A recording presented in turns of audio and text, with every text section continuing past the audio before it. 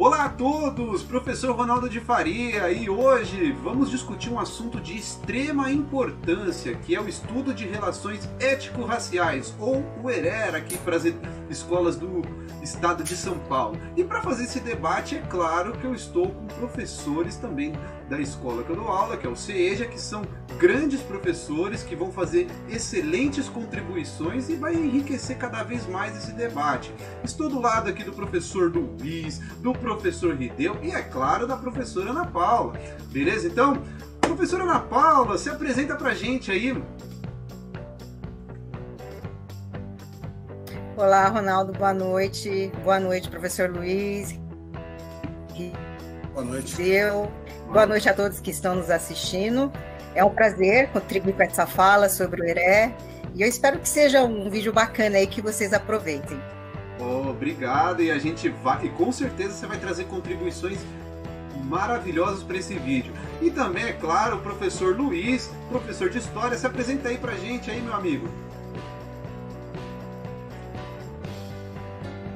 Boa noite a todos. Boa noite, professor Rideu, professor Ronaldo, professora Ana. É um tema interessante, temos uma discussão bastante concreta e objetiva sobre esse tema, que ele influencia na nossa sociedade.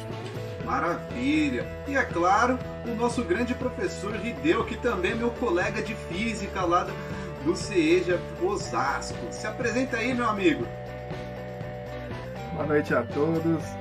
Boa noite você que está assistindo. Meu nome é Rideu Santos, sou amigo do Ronaldo, professor de física, né? Também conhecido no CEJA e pelas escolas de Osasco como professor Muchacho. Vamos fazer boas contribuições nessa reunião. Com certeza, vamos sim. Olha, hoje a gente vai discutir um assunto de extrema importância, que é o ERER, e principalmente na questão de racismo estruturante e cotas raciais. Mas é claro, vamos para a nossa vinheta.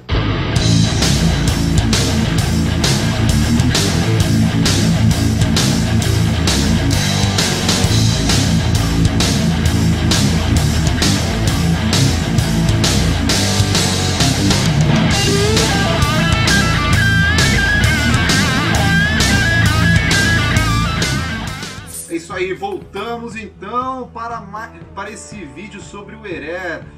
Professor Luiz, nos ensine o que é racismo estrutural. Responsabilidade, professor. Bom, 300 anos de escravidão. O Brasil foi um dos últimos países a abolir a escravidão. Então, durante esses 300 anos, era natural você ter um escravo, fazia parte da lei, né? O que acontece? A partir de 1888, porque às vezes as pessoas têm uma visão romântica da abolição, que uma princesa foi lá, pegou uma caneta e decretou uma lei. Olha, agora acabou a escravidão e os negros estão livres. Né? Não foi bem assim. Primeiro na Europa, chegou um sistema de organização econômica da sociedade que bateu lá na Europa. E aí, poxa, como que eu vou te chamar de sistema de organização econômica de uma sociedade? Ele falou, não, pode me chamar de capitalismo. E aí um dia ele bateu aqui no Brasil também. Então, quando isso aconteceu, quando o sistema de organização econômica, que nós vamos chamar de capitalismo, chegou aqui no Brasil, esse sistema ele não permite mão de obra escrava, ele também não permite mão de obra servil. Então, feito isso, né? Capitalismo chegando, porque o capitalismo é assim, é uma roda. Você precisa produzir e consumir. O escravo só produzia. Bom, o escravo não consumia nada, ele só produzia. A partir daí, abriu o Brasil aí para imigração. Então veio os italianos, os japoneses, veio gente de bastante, né, de vários lugares do mundo. E não teve nenhum tipo de planejamento para o escravo, porque a economia brasileira, nesses 300 anos, ela foi baseada, né, na escravidão, no escravismo. Né? Então, existiam aqui no Brasil muitos escravos. E a partir desse momento que nós vamos ter a Lei Áurea, de 1888, não teve nenhum plano para onde que essas pessoas iam, onde essas pessoas ficariam. Então, é aí que a gente está falando do racismo estrutural, né? O que é o racismo estrutural? Começou lá, a partir de 1889, nós vamos ter a proclamação da República, nós vamos ter essa sociedade brasileira, a formação do Brasil. E era comum, a partir de então, a sociedade vê o cidadão livre, negro, como um cidadão de segunda classe. Era normal, isso era natural. Então esse é o nosso racismo estrutural, né? Se nós estivéssemos fazendo uma casa, a nossa sociedade fosse uma casa, o racismo estrutural seria o cimento. Está lá na base, né? Tem um outro fato importante que eu preciso falar também, que em 1885 nós teremos aí a partilha da África, né? Os povos europeus, né, industrializados, eles vão para a África e vão partilhar a África de acordo com seus próprios interesses, com uma suposta ajuda, tal, né, através de uma coisa chamada darwinismo social, que vai falar que alguns homens têm mais direito que os outros. Então, essas pessoas, né, os 15 países industrializados, eles vão para a África porque lá tem ouro, diamante, petróleo, e dividem a África de acordo com os seus próprios interesses. 3 anos depois, nós temos a abolição da escravatura aqui no Brasil. Então você vê que era natural você ver o negro como uma pessoa de segunda classe. A segunda Constituição do brasileira, que é de 1891, ela vai falar que quem pode votar? Bom, quem pode votar? Homens maiores de 21 anos, alfabetizados. Você novamente excluiu o negro, né? Então, isso eu estou fazendo essa introdução para falar da estrutura da nossa sociedade. Fala muito em racismo estrutural, mas nunca é explicado esse racismo estrutural, né? Então, como esse racismo estrutural é um pensamento natural, é uma coisa que se torna natural na sociedade. Como você se livrar de 300 anos de escravidão? Como você se livrar de 300 anos de escravidão? E aí, a partir de 1888, não teve nenhum plano de incluir esse trabalhador negro no mercado, né? E também não teve nenhuma compensação, né, para ele por ter trabalhado anos e anos, trabalhar de forma forçada, né? Não teve nenhuma compensação. Ao contrário, nós vamos ter através da ciência aí alguns cientistas, né, pensavam, não vou entrar nesse mérito, um termo chamado eugenia, né, que é um termo grego que significa bem-nascido. E através da eugenia acreditava-se que até 1950 não teria mais nenhum negro no Brasil. Então é um tema polêmico, é um tema que precisa ser bastante debatido, esse tema de cotas. Então, só para a gente entender um pouco como que foi fundado esse racismo estrutural. Espero que eu tenha sido claro, né, nessa questão. Okay. É bem interessante essa parte das cotas, que quando foram introduzidas nas universidades, a princípio eles achavam que teria alguma perda, né, por conta que o negro ou a pessoa de baixa renda estaria entrando, né, tanto homem quanto mulher. Só que, na verdade, nas primeiras avaliações que tiveram seus primeiros parâmetros, é interessante que teve uma certa defasagem. Então, o pessoal já teve aquele primeiro impacto, né? Só que conforme continuou ingressando novos alunos que eram cotistas, isso caiu por terra, porque eles observavam que o aluno, mesmo tendo todas as dificuldades que se apresentavam para eles conseguiram ter notas equivalentes, ter praticamente o mesmo nível em nota, em desempenho. Então, ou seja, apesar das dificuldades que se apresentavam no início, por ter uma dificuldade financeira, às vezes ter que trabalhar e estudar, que é um fator extremamente dificultante, né?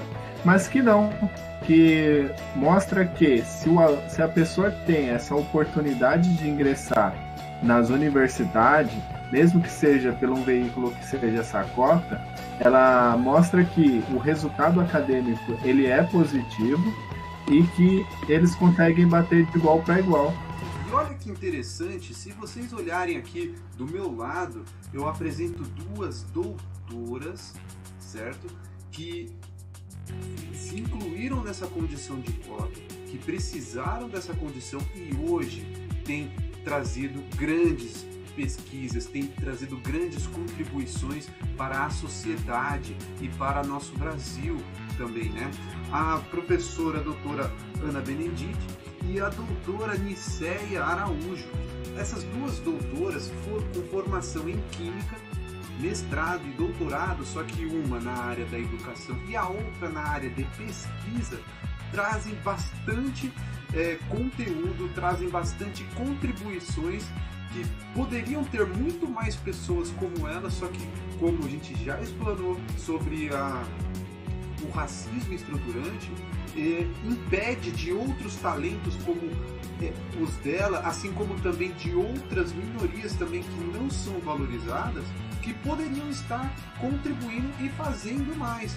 Só que ao invés disso, como sociedade, infelizmente, olha o que a gente tem. A condição de cotas que poderia estar beneficiando mais pessoas como isso daí para poder gerar mais equidade, infelizmente, como sociedade, acaba gerando o quê? Possibilidades de fraude. Olha só, essa notícia de uma universidade do Distrito Federal, onde a universidade teve que expulsar 15 alunos e ainda caçar alguns diplomas, porque a pessoa fraudou o processo de vestibular e de ingresso da universidade por se considerar cotista. Então olha só que coisa, a gente poderia estar fazendo muito mais pela sociedade, mas infelizmente também há fraudes no sistema. Então é esse tipo de coisas que a gente tem que continuar fiscalizando sempre e continuar trabalhando para que isso não se aconteça mais. Poder mitigar, mas é claro que também tem que ser acompanhado com várias outras políticas públicas para poder gerar verdadeiramente a equidade. E quem tem mais propriedade para falar isso, né, do que eu falo, é a professora Ana. Comenta um pouquinho aí sobre essa condição social, como a gente vai chegar nessa equidade que a gente tanto precisa. Eu vou aproveitar, pegar um pouco o gancho da fala do professor Luiz, né, para refletir um pouco, Ronaldo, sobre a importância, né, da importância da cota. Mas também acho que é importante a gente ressaltar que assim, as cotas é um processo de luta do movimento negro, né, do Brasil, que vem lutando, né, tentando esse reparo ao longo da história, né? Então, assim, eu particularmente vejo a política de cota como uma vitória, né? Claro, sendo primeiramente uma mulher negra, né? No meu local de fala aí, eu acho isso importante ressaltar. Então, eu gostaria de refletir, a princípio, sobre a importância da política de cota, tá?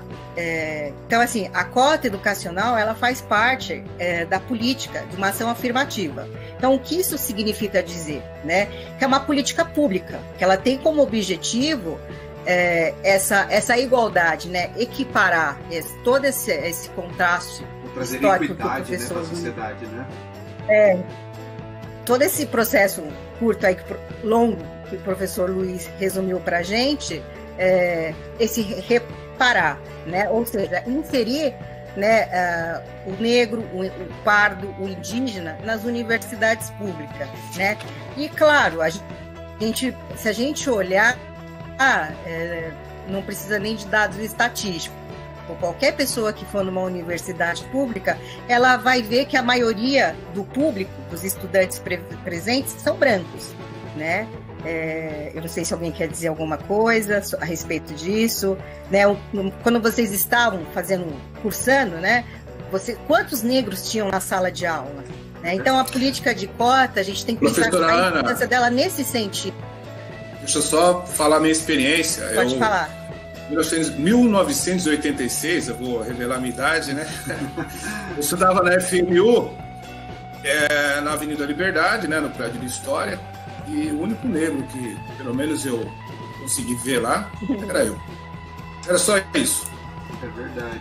E também uma experiência pessoal também, né, que eu estudei em universidade pública também, minha primeira graduação na FATEC São Paulo, e realmente é como a professora Ana trouxe, é aquele mundo totalmente surreal, né, da pessoa ideal branca, né, que não é basicamente o modelo da nossa sociedade.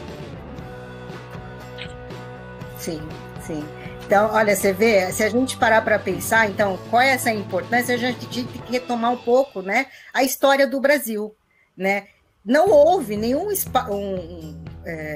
reparo num aspecto econômico, político ou social, né? Tanto com os povos indígenas e com os negros, né? O que houve, a bem da verdade, foi só a política de exploração. Né? Então, o que se configurou? Aí se configura também todo esse cenário que a gente tem hoje, que é essa desigualdade social, né? Em todos os sentidos. Claro que a gente está visando aqui só a questão das cotas, né? Da igualdade racial. Né? Então, a política de cota, ela busca esse reparo histórico com esses grupos que não tiveram essa oportunidade. Né? Então, logo, além do reparo histórico, ela tenta também romper com essa desigualdade no âmbito do ensino superior, né, da universidade pública, e para além, se a gente pensar também, para as outras gerações, né? Então, assim, que não seja tão defasado. Eu sou a única na minha família que conseguiu ter acesso à universidade privada, né? Que é uma referência aqui, eu estudei na PUC São Paulo, mas é uma universidade de renome aqui em São Paulo, né?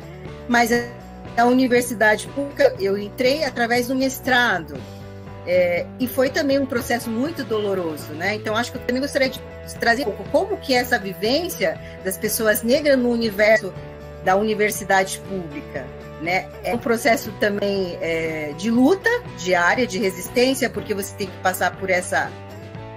além do trabalho, né? Você tem que reaprender algumas coisas que lá no ensino da educação básica você não teve acesso, né? Então, é uma luta diária, mas ela é importante, porque se não tiver essa política, como é que a gente vai inserir? Como é que a gente vai ter esse reparo histórico?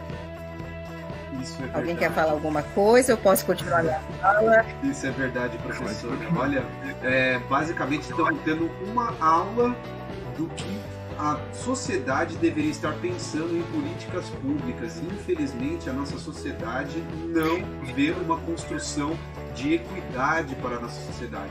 E até mesmo nos casos que a gente, o próprio colega que o Rideu também trouxe, de que não há diferença de pontuação, mesmo tendo essa oportunização para gerar equidade. Temos muitos pesquisadores que são negros também, que estão trazendo ciência e poderiam ser muito mais, né? Assim como também a própria professora Ana trouxe também nessa segregação natural que tem nas universidades, e que é onde deveria ter mais pessoas lá, que deveria ser mais o retrato da nossa sociedade, mas não é.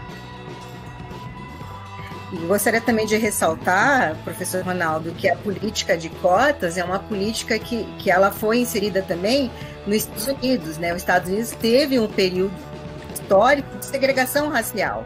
E na África do Sul também, que teve o apartheid. Então, ambos os países, eles inseriram políticas de cotas para tentar esse reparo histórico, né?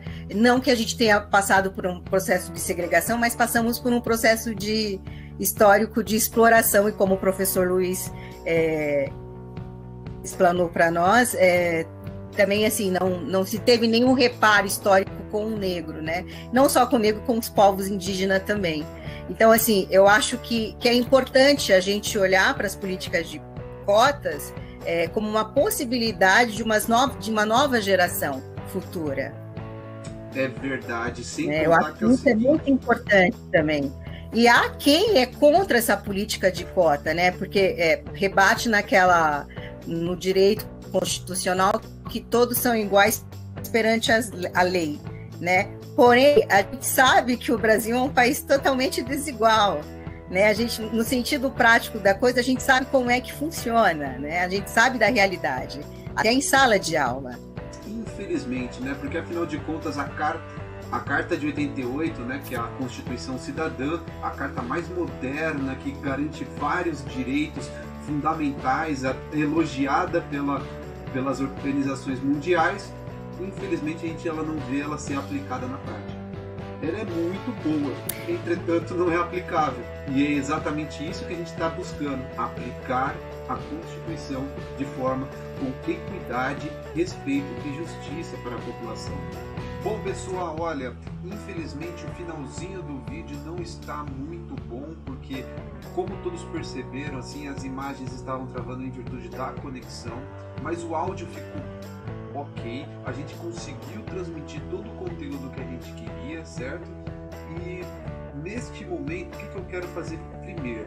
Agradecer novamente a participação do professor Ribeu, da professora Ana Paula, do professor Luiz Carlos, por ter feito essa contribuição para essa discussão tão importante que é o estudo das relações étnico-raciais, ok?